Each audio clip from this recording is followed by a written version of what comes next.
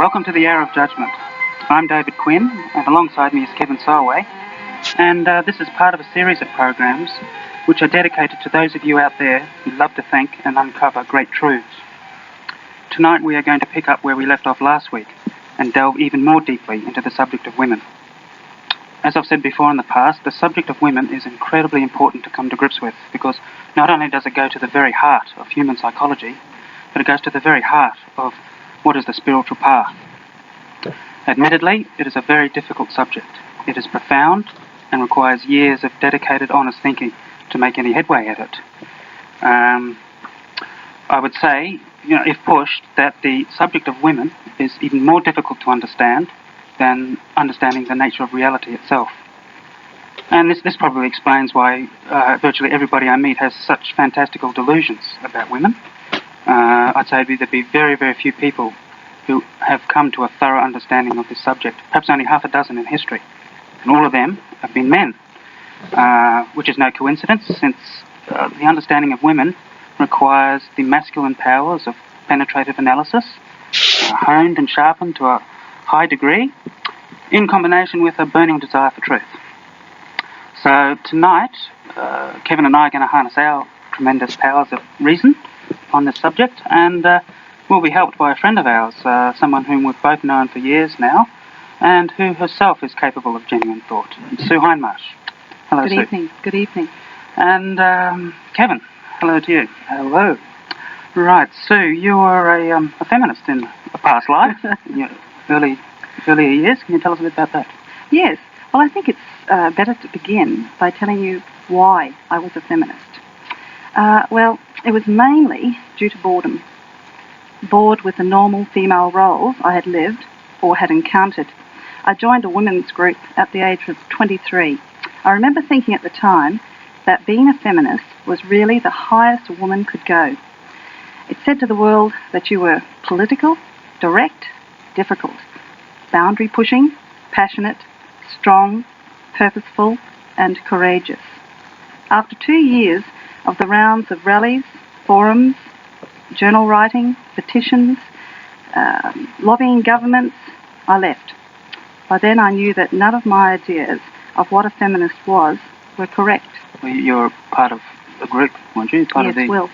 What's that, the Women's? Women's International League for Peace and Freedom. Right. It was mainly a peace group, but it had feminist ideals behind it, backing up their dogma. And while you were there, you sort of you fostered the normal feminist lines? Oh, yes. Or you believed that feminists... Definitely. And you, yeah. Oh, I believe that women were better, were good, were the ones that had to take care of things.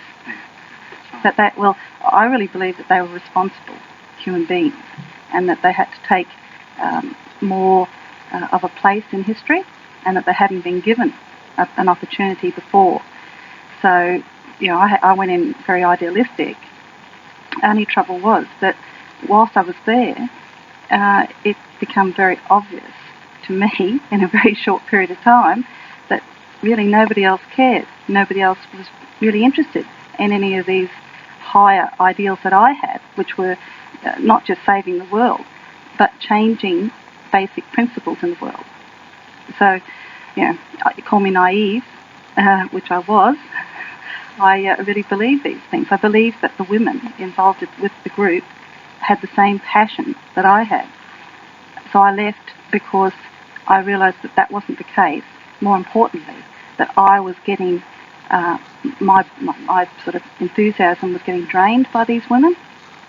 Can you describe a bit more about these women? I mean, what motivated them, do you think? Right. Well, what motivated them? Well, like I said, what motivated me initially was boredom. Yeah. So what motivated them was also boredom. It's sort of a different lifestyle. Women always like to, change their clothes, okay. Well, women also like to change their lifestyles to either match their clothes or as a new accessory. So I was like that. I wanted something better. Only problem is that once I went to the highest, okay, once I got to what I thought was the highest, feminism, there was nowhere else for me to go. I mean, I'd been everywhere else. I'd been, a wife, a mother, a girlfriend, a worker, a career-minded person, educated, I've been everywhere else, and so I thought feminism was it. So feminism's changing all the time. It's in a constant state of evolution. Even today, there are many thousands of different kinds of independent feminisms. That there's no one feminism, I keep on being told. So don't you think that perhaps feminism has evolved since the days that you were involved in it? And obviously it's grown up, it's become more mature, it knows what it is a lot more than when you were involved in it.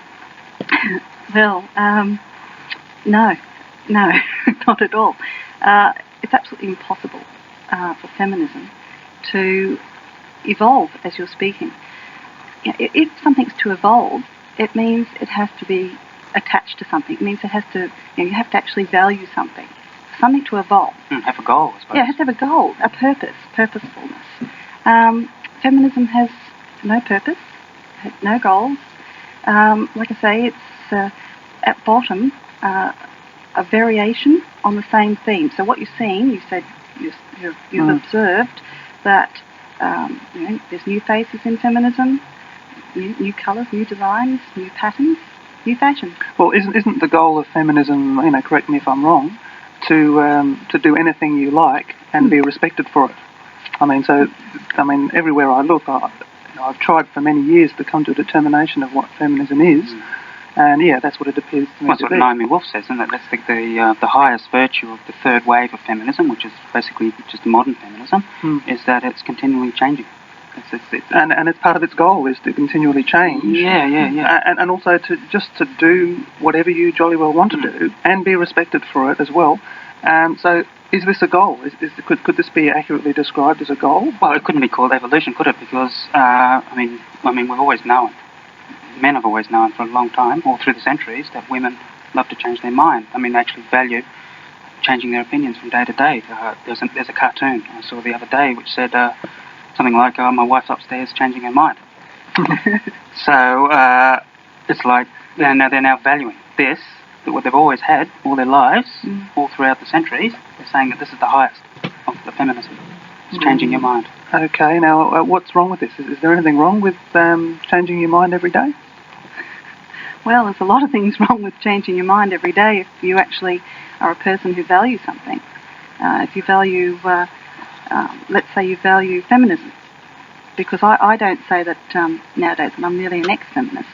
I say that I'm the only feminist, the only female feminist on the planet, because I say that women need to evolve. It's true, but they can't keep on the same track that they're going now. They can't keep on doing the same things that they're doing now. So it's not as if I don't actually think about women in the sense of longing for them, wanting them to change, but under the circumstances that the way that they are now, it's impossible for them to change.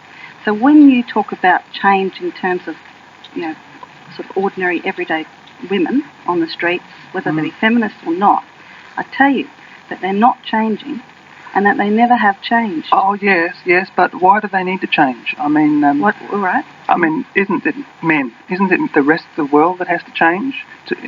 Because women have been oppressed for thousands of years. They've been done many, many injustices. Well, shouldn't the rest of the world have to change and women just remain the way they are? Well, first off, maybe we should clear up whether or not women have been oppressed or not. Okay. First off, let's look at the psychology of women. Don't you think that's a good place to start? Yeah, good start, yes. Okay. All right. We look at what women are and we look at what men are. First, women, they are submissive. We know that. And we know that men are conquerors. They conquer, dominate. So now women, through their submission, it is a form of conquering. It's more hidden, it's true, and that's one of the most important things to remember, that it's hidden. Men, it's direct. You can see it. That's why people point fingers at men. Now, the thing is that by being hidden, we call them innocent. They're protected. But men aren't. Men, that's why... Yeah. Well, that's right. I just can't believe how men can believe that they're the oppressors, that women have been oppressed throughout the centuries. It's just a complete load of bunkum. Because, when you look at it, it's that 99% of women have been reasonably happy with their roles. I mean, we've evolved as a species, men and women together, each have their own roles, and each sex has been relatively happy, reasonably happy with their roles. It's just only in the last century or two that women have decided, well, we want something else, and men have gone, oh, okay, and totally accommodated them. Changed the laws. Through the whole of last century, we've changed the whole of society to accommodate these new wishes of women. Yeah, I have one sort of nagging doubt about this. This all sounds very reasonable, but this idea that women conquer by means of their submissiveness and their passivity, I don't know if I've ever met a woman who actually intelligently goes about doing that. I get the impression that women are basically victims of circumstance. They behave in the way that they've jolly well been brought up by their parents. So they're innocent, aren't they? Aren't they purely innocent in everything they do? And that we shouldn't expect women to be responsible for their actions. Should we be should we expect them to be responsible? Well, it depends if they're actually conscious. Yes, Are they right. conscious? This is what you're saying. Yes, exactly. I mean, we expect men to be responsible achievers. Whenever anything goes wrong, we say that men are to blame. So, are you saying that we, should we treat women in the same way? Is this what you're asking? Yes. Well, are women and men intrinsically the same in this way, or are they fundamentally different in this way? Yes, that's right. Well, see, I think most women would claim that they are not responsible for what they do because they are victims, and because they are not responsible, we shouldn't treat them as being responsible, and responsibility anyway has no ultimate value. Responsibility is just a male egotistic vanity. Everybody should be the way women are, totally irresponsible, and being responsibly irresponsible, if you know what I mean. Yes. Yes. Why should we strive to be anything more than what women are? Well, I think the world would fall apart, wouldn't it? I mean, women can be who they are, which is this unconscious, irresponsible type of thing, very much like a child. It's because men have built the framework. So there's a saying somewhere that men create the spaces for women to flow. So if there was none of this framework, then the flowing would just sort of drift off into complete equilibrium or nothingness. So it needs at least some people to actually be conscious and planning and rational. Yeah, well, men create the spaces, as you say, for women to exist. It comes down to just this. How do women exist? What are they? Now, I've thought of it this way. If you take everything that a woman holds dear away from her, if you take away the kids, the husband, her clothes, her home, everything. Career. Okay. Career, yes, this is right, her education, all these things away from her, what have you got? Nothing. If you do the same to a man, if you take away his career, his car, whatever, he's still a man. There's still a man there. So it comes down to what exactly you're looking at. When you look at a woman, what is she? Now, is there something inside there, like a personality, a character, or is she just the stuff that she lives through, like the husband and the kids, and her lifestyle and career, whatever it may be, So, when we're talking about whether women can change or if we want them to develop, really it's a non-question. I'm trying to look at things from the point of view of women, if you forgive me. Mm-hmm. It's who are more than 50% of the population, and I don't think women do see anything special in men. As far as most women are concerned, if men lose their job, for example, and they lose their woman, then the man becomes nothing. The woman, the man is a non-entity as far as women are concerned if he doesn't have these things, because that's obviously it's the way women think, and women assume that men are the same as women, basically.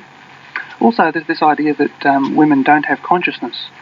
I think a lot of women would probably disagree on that, and the fact that they disagree, at least, would tend to imply that they do have some degree of consciousness, just by the fact that they're able to disagree with something.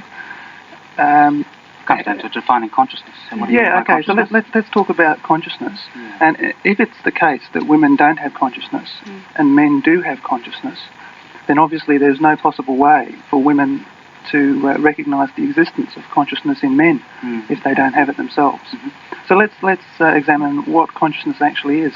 Yeah. Or this difference that, like you were saying, Sue, about the difference between a woman. A woman is nothing if everything's taken away from her, where that man has something more. So this is what we're getting down to, isn't it? What is this something more? What is it? What do you Any think, ideas? Sue? Well, yes, I think that it's a striving, a valuing, a sense of himself. He, put it this way, he comes into the world and automatically he has to start making a way for himself. He doesn't just come in and become, his role set out for him. He has to actually strive to make a life for himself, make himself. So he actually values things.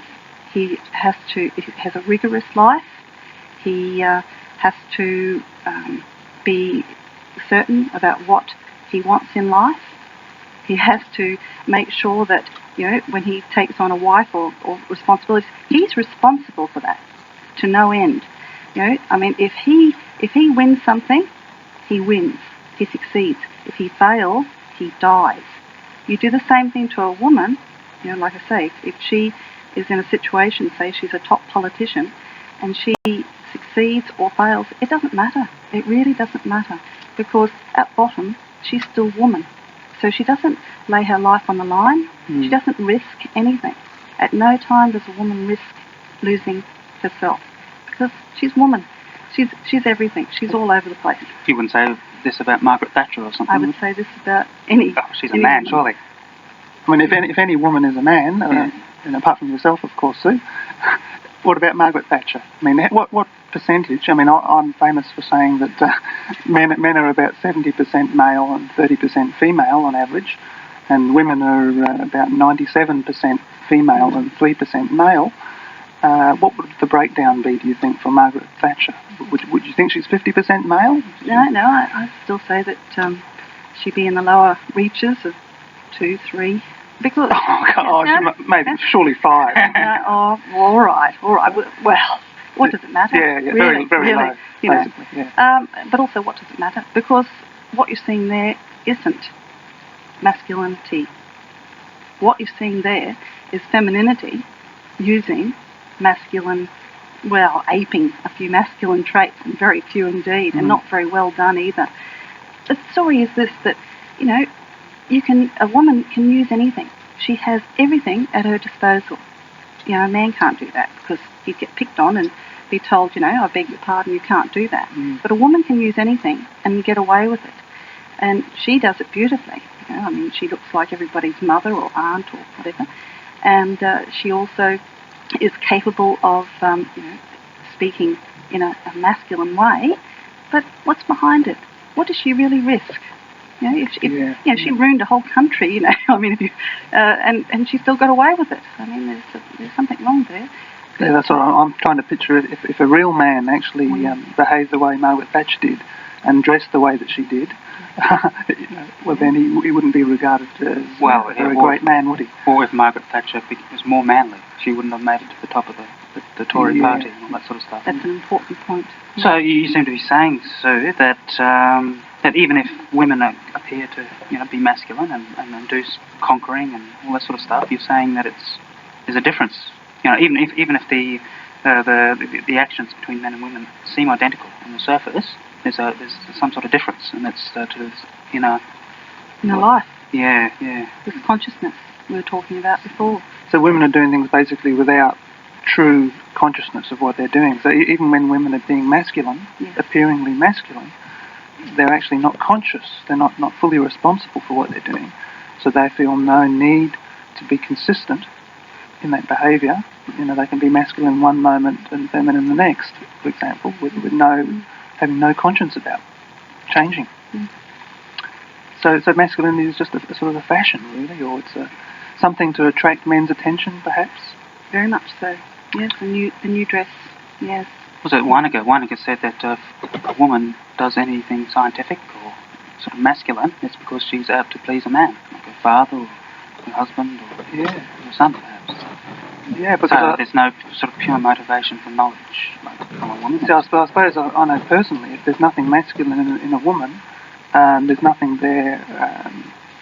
It's difficult to justify being attracted to such a woman if they have no noble masculine characteristics. So those women who can put on the appearance of some form of nobility, masculinity, actually gives a man a justification for. Yeah. It's an interesting point, actually. I mean, you think of the way that men and women interact, like the men courting women.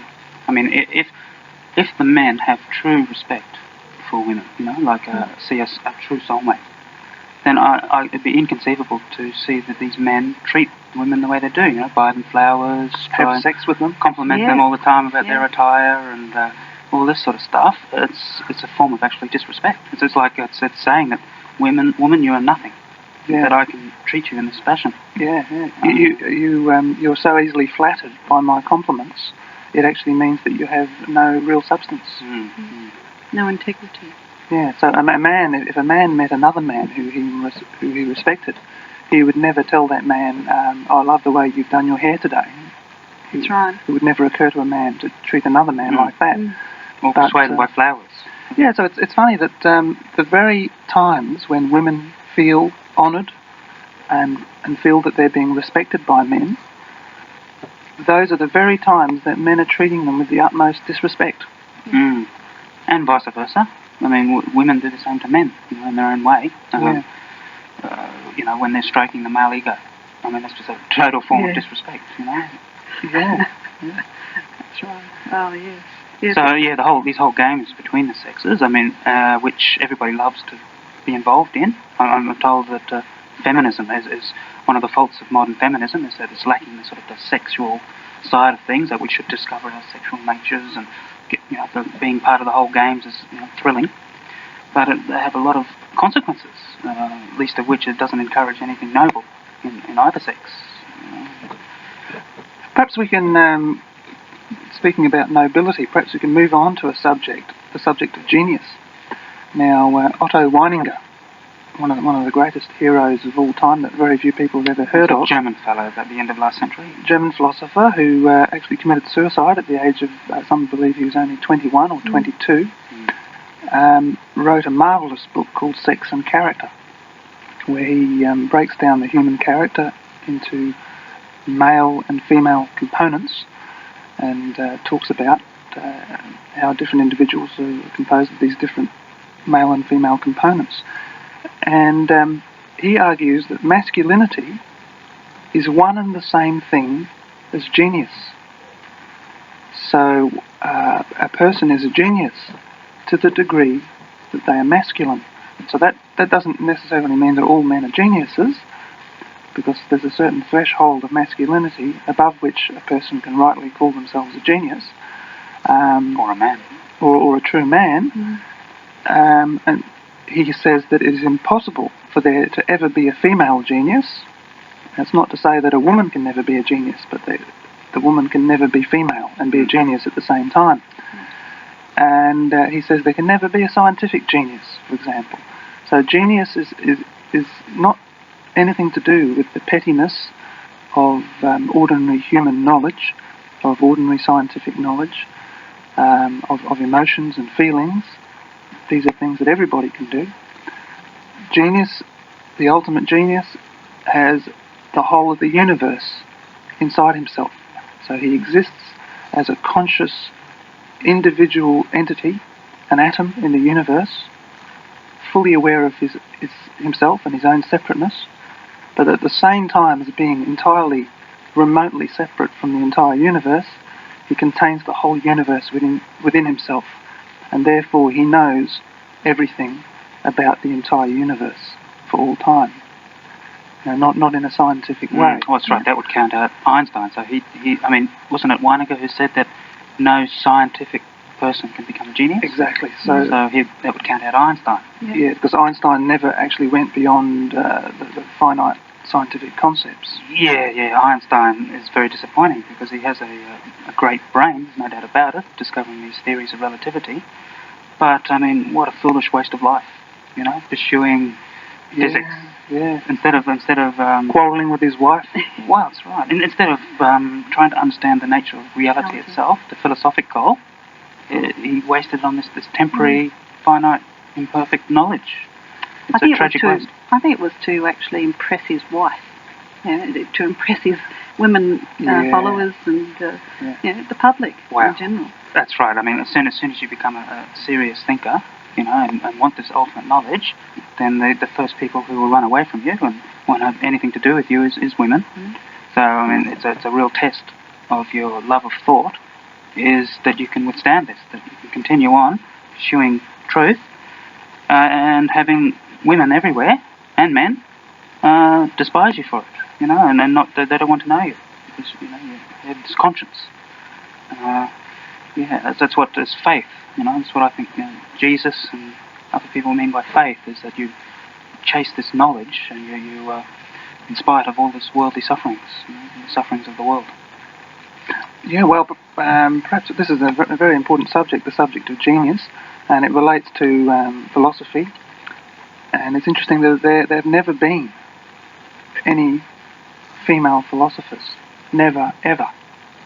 I often hear people come up saying that the mothers of the Catholic Church are philosophers.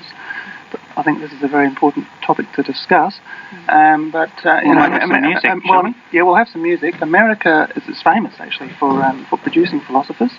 We had Bob Dylan a couple of weeks ago, and this evening we've got Edie Brickell, who's ideally characterises female philosophy.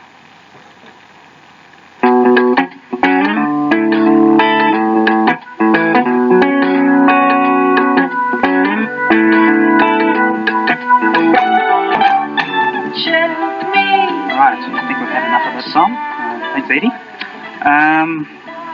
Can there be a female genius? Absolutely impossible. Why is that?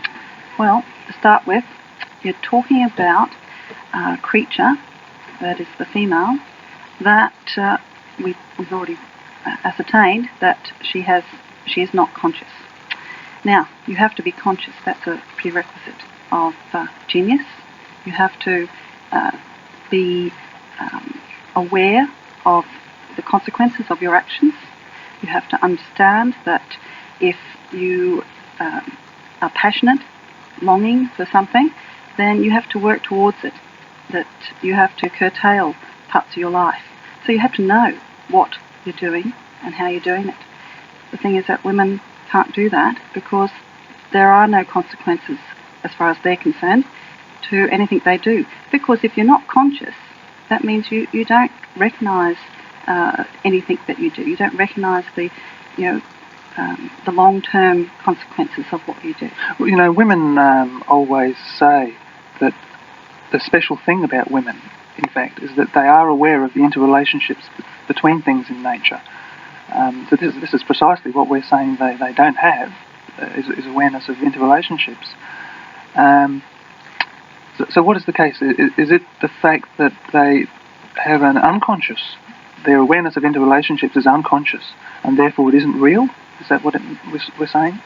Things arise and they respond.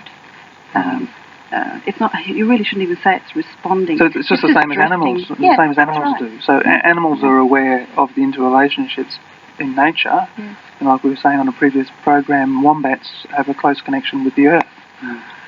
But it doesn't mean they're philosophers. And so I think, this is... Weininger says that women have henids. Like men have thoughts, women have henids. What exactly are henids? Well, they're sort of a pre-thought. They lack the clarity and penetration of a normal thought. They're more of a vague feeling or a sensation, not a clear-cut concept. So this is the like. I look at women, and they seem so spontaneous and free and happy creatures. Already geniuses. Yeah, that's right. They're already wise, and they're close to Buddhahood. Like Buddhahood is the state of perfection. So they're like they're a finger snap away from this perfection, but because they aren't able to have real thoughts, henids, there might as well be an infinite gap Well, So there is an infinite gap. Yeah. yes, so men who are more cumbersome and they're more hesitant and doubtful, like they're always sort of a bit more watchful and so forth. But they're nearer because they're able to clarify their So this would explain why all religious traditions say that women are incapable of becoming enlightened. For example, Jesus chose, not only was Jesus himself a man, but he chose for his main representatives 12 men, not a single woman amongst them. And this was supposed to be the Prince of Compassion. And he didn't choose a single woman among his 12 apostles. In Buddhism, it's said that it's absolutely impossible for a woman to become enlightened. It's Nichiren, is that his name? Nichiren says it's more difficult for a woman to become a Buddha than a dried up seed sprout. That's right, and it's not very easy for a dried up seed sprout to become a Buddha, is it? Yeah. But they do say though, I mean, I don't want to totally discourage women from any form of thinking. Buddhism teaches that if women become reborn as a man, That's correct. then they can advance along the path of truth. So does Jesus in the Gospel of Thomas. That wise old gospel that was rejected by those political compilers of the New Testament. Wasn't it? What was that? His disciples said to Jesus, "Look, what are these women doing here? They're not worthy of life." And Jesus says, "Oh no, I will teach this woman to become a man. It's only by becoming a male or a man that one can enter the kingdom of heaven." So there's a very much a consensus on this issue. So this rebirth, it doesn't mean getting another body, obviously. I mean, the fact that Jesus says he can teach a woman to become a man, rebirth really means a change of mind. So a different outlook on the world is actually the same as a rebirth. Different values, isn't it? Valuing truth. It's actually valuing. Yeah. Yes, this is for both men and women, because it's not only women out there. A lot of men out there have such a strong female component, or more importantly, they're under the influence of women to such a high degree that they can't begin to even think about any of this sort of stuff. And so the whole point of starting to think means that you have to really separate yourself. You have to actually know what women are or what woman is, and then start to separate yourself from it. And that's a difficult thing, a very extremely difficult thing, because woman is absolutely everywhere in everything you do, from your job to your home life to the very way that you wear your clothes and clean your teeth. So this, you must find it very difficult personally, being a woman in our society, which is one of probably the most ignorant, foolish society there's ever been in all history. People like to think that we're advancing. But personally, I think the quality of education in universities is lower than it has ever been in all recorded history. And you're a woman in this society who is saying that the masculine way is the only noble way to go. Yes. This must cause a lot of conflict in your own self. Yes, constantly battling the feminine. In my own self. This is not talking about external matters. We're talking about inside me. That inside me there is woman, and every day I have to say to myself, no, I'm not going to let myself get dragged down into her. I'm not going to be passive and go into the dreamland that woman is. I mean, it's a wonderful place, really. I mean, everybody's experienced it. I just happen to have it right there, just on the tip of my mind all the time, saying, come on, just ignore everything, be happy, just go along with everything, go shopping, you'll be all right. Fall into the trap and I'm dead. See, this is the difference, because I know that if I fall into woman, I don't think it's possible at the moment, but, anything's possible in the future, who knows, but at this moment I feel strong. And I feel that, I'm going to stick with it. But this is the big difference. Now, I know that if I let myself fall into woman, I'm gone, I'm dead. And I want to live. My goal is to live. What about all the men, though, who don't have an awful lot of femininity in them, maybe the 20 or 30% feminine, and yet who you wouldn't want to know them. I'm talking about the sort of people, a lot of the people who go to the pub, who just talk a load of absolute rubbish, get drunk, beat their wives up. You know, what can you say? They hardly deserve to live. You know, these men. They're not a very good example, are they? I mean, of manliness. But there's still potential. This is the whole point. That within every man, there's more possibility within any man, born male, than there is with any woman.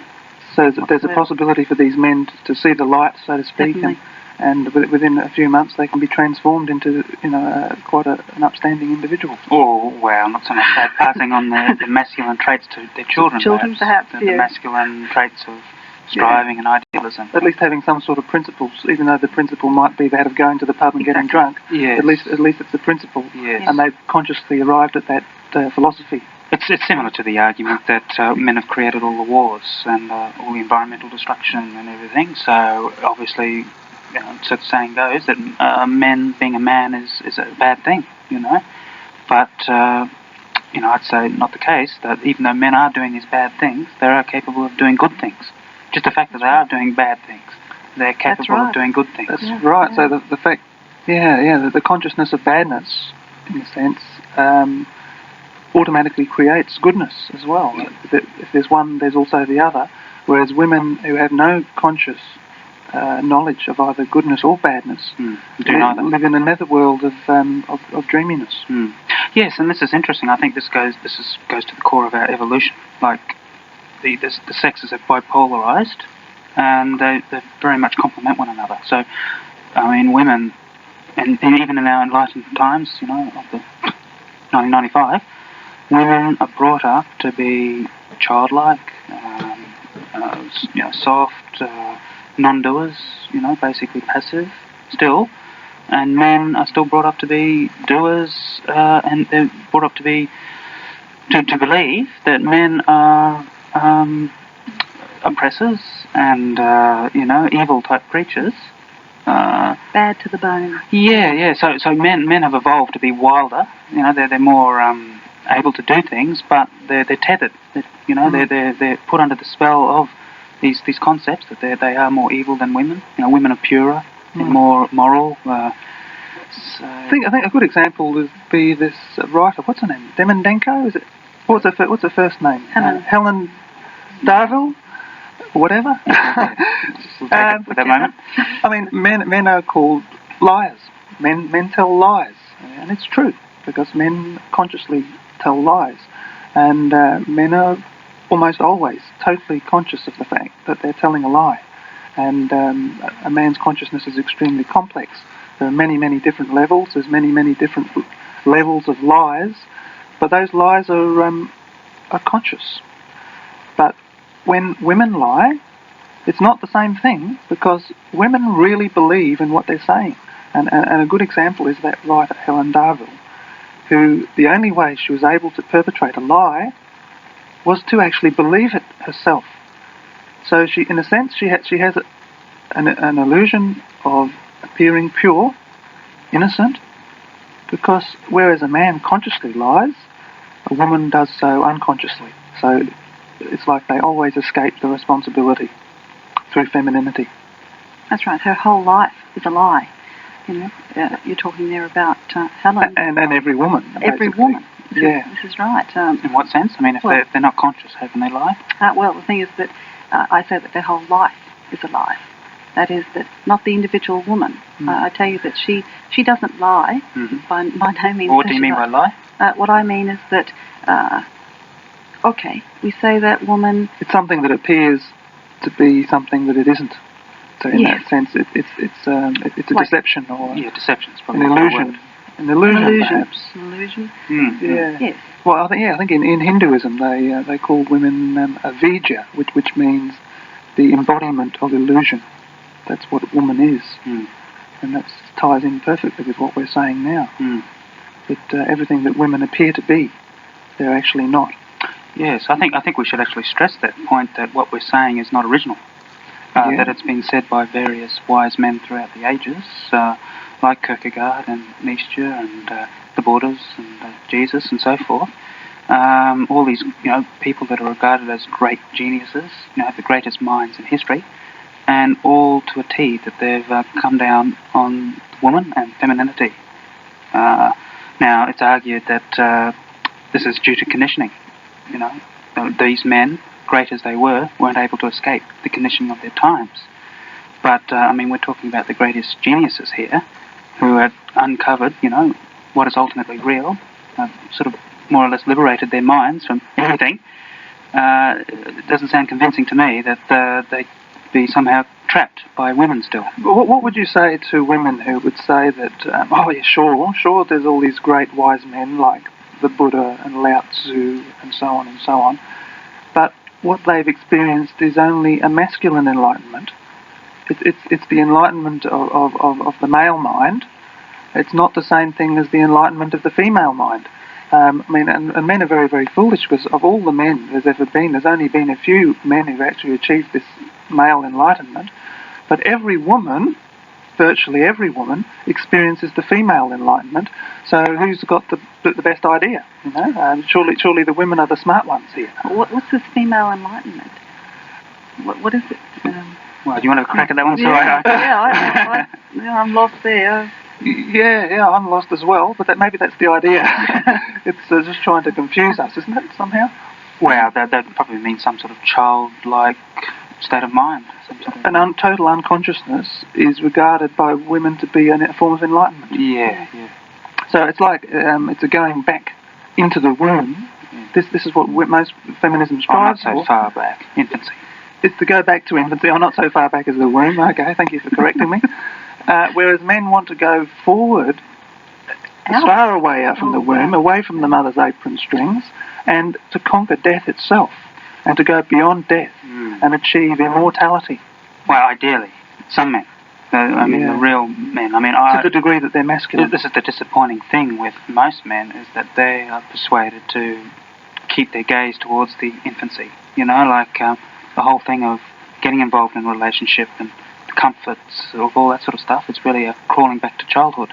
So they're not brought up. I mean, no one's encouraging them to actually go out and conquer death. I mean, nobody believes that sort of stuff anymore. It's Middle Ages stuff. And you know, this is part of the whole feminisation of our society. It's becoming more and more this childhood experience, this mysticism and so forth. It's what it's regarded as the highest state, and it's falling right into women. I mean, this is what women. Perhaps we should have a concrete example, because we've been talking about this difference between men being conscious on the one hand and women being unconscious. But how does this actually manifest in real life? Perhaps we should look at the example of love, the thing which most people value more than anything, and without which a woman's life would be nothing. Men can live without love because they have their computers and they have their money and their four-wheel drives and so on. But a woman's life is love and children and family.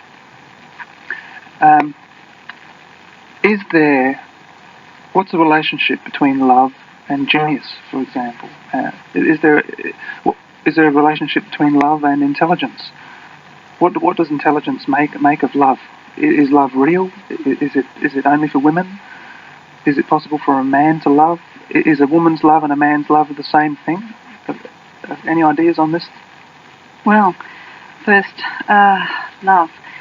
As far as women are concerned, women. It's absolutely impossible for women to love, to start with, because how they exist is through other people. So, you know, when they say that they love a child or they love their husband or they love their mother or father, they're actually, what's actually happening is that they're using those people for their existence. It's only through those relationships do they actually exist.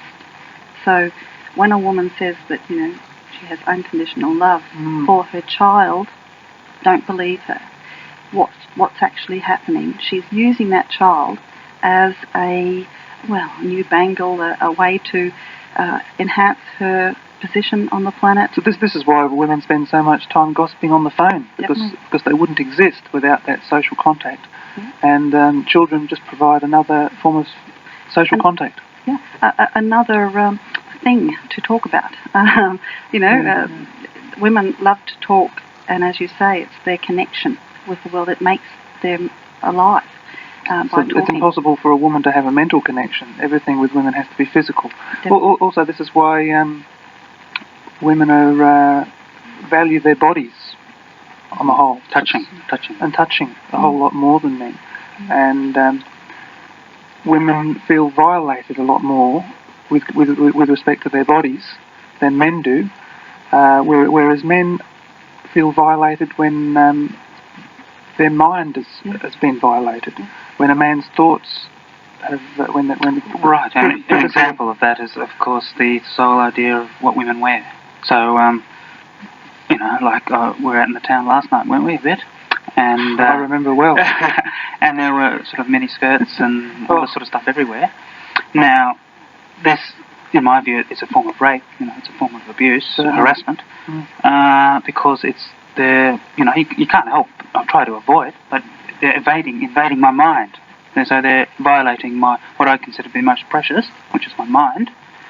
Whereas, women say that their most precious thing is their vagina, and that being raped is something more significant than being bashed up because their vagina's been violated.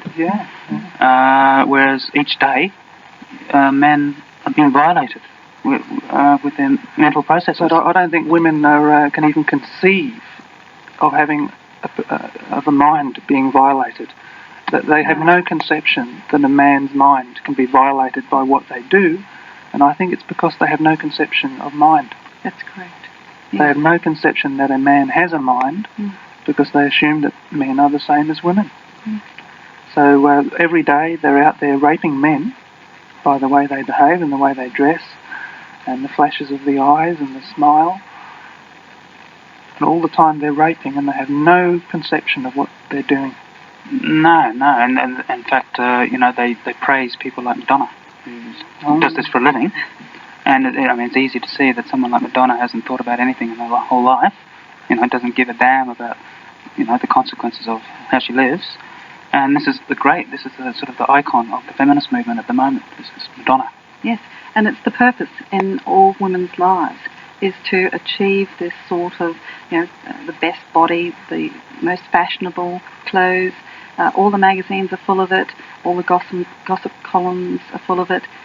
This is her every thought is concentrated on just this, the fashion. And, there's no consequences to it. As far as she's concerned, if somebody hasn't got a mind, there definitely isn't going to be any consequences. So she just drifts in and out and of whatever fashion happens to be. And it makes me laugh how you have all the different types of feminism today. And they're all totally incompatible with each other. And you have feminists changing their mind from week to week. Their basic outlook on life is changing, or if not week to week, at least month to month. And when they're questioned about, how is it that you believe this last month and this month you believe this, and they say, oh well, we've progressed from there. We've advanced. Feminism's only a very new thing, and it's only been around for a few years, and that's a lot of rubbish. Feminism has been as old as the hills. It sort of comes up for a few years, the fashion dies out, it goes back down again. This happens periodically for thousands of years. So this feminism we're experiencing at the moment is nothing new whatsoever. But the fact that their view on life is changing from month to month means that we can't respect anything, and I mean anything, feminists say. Open the papers, read the articles. Complete and utter rubbish. That's funny, isn't it? They praise this changing outlook, and then the next moment they're saying, what part of no don't you mean? Don't you understand as no? So they're saying that no means no over two consecutive moments. Must be the only thing that doesn't change within their minds, is this idea of no. Men know. They know that women are changing all the time. So a woman does actually mean no at the time that she says no, but that only lasts for one moment. In the very next moment, the no can mean a yes, or the yes can mean a no, and my head's spinning just thinking about it. Yes, It makes life very difficult for at least for men who don't understand women. I must say that as I was growing up, I very foolishly imagined that all human beings were basically the same, and I knew I was a human being, and I thought, well, other people must be more or less the same as me. And I could not believe that women didn't have a consciousness. I couldn't believe that women were not intelligent. It took me a good 10 years, probably, of hard thinking for many hours every day, and having it proven to me through hard experience. 10 years to know with certainty what I had suspected when I was 10 years old, just from watching the women in my life, my mother and friends and so on. And it is the fact that women just simply do not think in the way that men think. Well, I think it's very important to keep stressing this. I mean, it could be construed that we're out to be harsh with women, that we want to hurt them, but that's not the case. No. The whole point of this is to articulate the philosophic path. So now, we live in a world where the philosophic path is just totally meaningless. It doesn't even exist. So, and the biggest reason is this worship of the feminine. I mean, the reason why people don't search for truth is because they're obsessed with women. Both men and women are obsessed with women. It's sort of the centre of everybody's existence. I'd like to say, on top of what I said previously, is that I'm not blaming women, and I don't think any of us are blaming women for what they are. There are causes for everything that happens on Earth. There are causes for women being like they are. And one of the main causes for women being like they are is men. Men are the moulding force that create women, and women only allow themselves to be shaped by men, genetically and psychologically. So if women are going to improve, and I regard women as like my daughters, and I'm speaking now as like a father, if women are going to be helped, then men have to start treating women with respect. And that means expecting women to be rational, not loving them, for example, not loving them in the emotional way. Sure, love women intellectually, but respect them as the human beings that they may possibly become, human in the sense of being consciously reasoning beings, and then we can expect women to become more masculine. But until men actually change the way that they're treating women, it's not going to happen. That's right. Yes, men have to be strong and consistent every day, and that way they set an example for women. But when you have like the men of today, with the ponytails and the shaved faces, which make them look more and more like women, and the earrings, and the pink shirts and so on, Smiles. And the smiles and the talkativeness and the gossip, and the mobile phones. You can't. Women look at this and they think, well, there's no such thing as masculinity. It's hardly an example that they're setting us. Anyway, we're nearing the end, but before we do, we'd just like to share a few quotes that we came up with the other day. Kevin and I sort of had a spare afternoon. So we were saying how a man should never ever love a woman, and even more than that, he should certainly never marry. Yes. And so we came up with the Book of Wife, which is going to be one of our epic productions, and I'll read out a few. What is the best teacher? Wife itself. Wisdom is gained through the experience of wife. We must strive to give our wives meaning. He was a good man, full of wife. Despair comes to those who think about wife. Happy is the man who leads a charmed wife. Marriage is a matter of wife and death.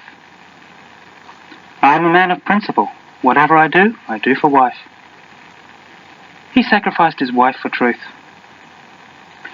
The important thing is not to take wife seriously. The brave man laughs wife at the face. Oh, David, these aren't funny. These are very, very serious. Terrifying. I'm breaking out in a sweat. Having children was the highest point of my wife. The most evil thing a man can do is the taking of wife. The chances of there being intelligent life on other planets are exceedingly slim, based on current data available. Money is the essential ingredient for the enjoyment of wife. A bachelor is a man who is afraid of real wife. A bunch of flowers can provide a new lease on wife. I have sought the higher wife in vain. So these are a few. Yeah, they're classics. It's a rich scene. What do you make of those? You didn't write any of those, did you? I wish I had.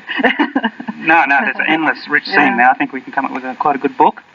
But we'll have to go, I suppose. Actually, if people want a copy of the Book of Wife, they can write to our address, which is P.O. Box 207, St Lucia 4067. That's P.O. Box 207, St Lucia 4067. Or if you just want to write to us about any subject. Yeah. Just get to know us, we're here. Okay, so thanks, Sue.